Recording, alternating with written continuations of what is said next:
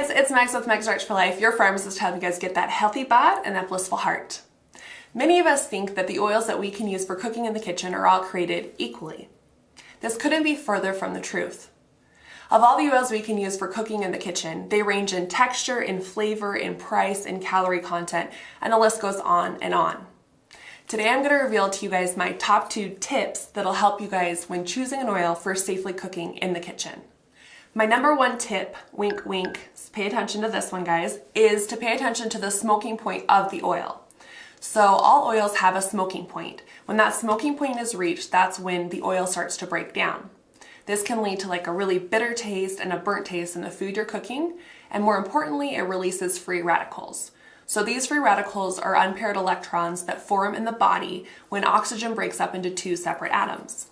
So the electrons want to be paired together. So these free radicals, these electrons, they go through the body and they go to different cells and they tear off an electron from a cell to combine with. So this causes lots of cell damage, and it kind of keeps happening and happening because there's all these free electrons that just go around trying to pull one off, then leaving another one that's unpaired. So what ends up happening is it can cause complete cell damage, and it leads to cancer and also aging. So that's why smoking point is so important to consider. Another factor with a smoking point is you want to choose an oil that's refined. So refined oils tend to have higher smoking points than the unrefined versions. The refined oils go through the extraction process and then they're further processed after extraction from the plant. So that leads to higher smoking points. So examples are this avocado oil I got, it's a refined one. So the temperature that it can go to is 450 degrees. That's super high. And then this other one is grapeseed oil, and this one it goes to 415 degrees, also super high smoking point. I got these at Whole Foods and they actually have the smoking points on the labels. A lot of oils do not have that, but just pay attention, refined oils have higher smoking points. And then you have the opposite of the refined, so the unrefined oils and like the virgin oils, like extra virgin olive oil, they have much lower smoking points. So just make sure you guys pay attention to the different brands because the range will kind of vary. Some of them will not have the smoking point on it, so you're kind of going to have to look that up. I have a really good resource. I'm going to link it below.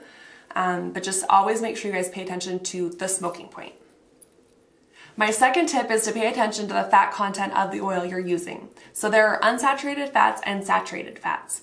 Unsaturated fats are heart healthy. They're typically from plant products, so nuts and seeds. These oils are actually liquids at room temperature. On the other end of the spectrum, you have the saturated fats. So saturated fats they're solid at room temperature, and they tend to be from animal products, so butter and lard. There's one really popular exception to this rule, and that is coconut oil. So coconut oil is a plant source, but it has 12 grams of saturated fat in 1 tablespoon. That's huge. You compare that to grapeseed oil, avocado oil, extra virgin olive oil. They have 2 grams of saturated fat per tablespoon. So for me, coconut oil is a big no when cooking in the kitchen. The American Heart Association, they recommend a max of 13 grams of saturated fats in a day. So if you have 1 tablespoon of coconut oil that you're cooking with, that blows it out of the water for your whole day of saturated fats. So that's just unreasonable. So always make sure you guys are paying attention to the fat content on your labels. Another thing I wanted to mention was there's a lot of talk about omega-3s versus omega-6s for the different oils. If you go anywhere online and you're reading about the oils, they'll kind of have little debates about this. The problem was they were thinking that omega-6s can increase inflammation in the body. So the idea is that the omega-6s, typically things like linoleic acid is one of the most popular omega-6s, and that one can actually be changed into arachidonic acid in the body. And then this arachidonic acid can increase inflammation and clotting. So that's why people were thinking, oh, omega-6s are not so great. And they're thinking you want more omega-3s than omega-6s to kind of like even it out. Well, the American Heart Association, they responded to this and they said that overall omega-3s and omega-6s are very heart healthy, very good for you, much better than saturated fats. So do not pay attention to all that. You don't need to worry like, oh, grapeseed oil has a ton of omega-6s and not as many omega-3s, so that means it's not good. No, omega-3s and omega-6s are still good for you, much better than saturated fats. So after doing all this research, what did I come up with as being the best oils for cooking? So for me personally, I think I'm going to start trying grapeseed oil and also the avocado oil. The reason why is just because they have such high cooking temps.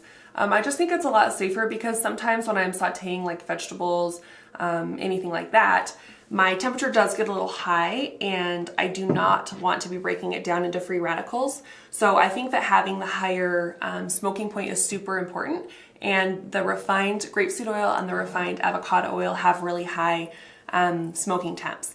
Remember, it was 415 for grapeseed oil and 450 for my avocado oil. That was my particular brand, but it's going to be somewhere in the ballpark.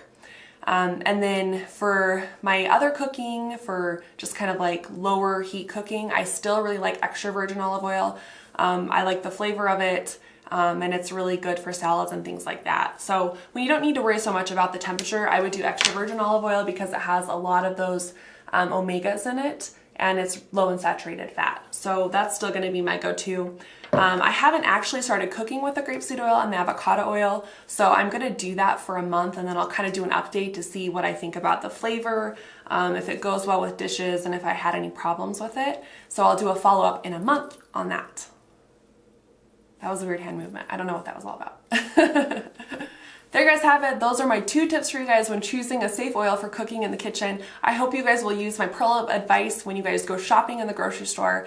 Thank you guys so much for watching. Please make sure you guys subscribe if you like my content. And stay tuned next Monday. I'm going to have another content video for you guys. Have a great day.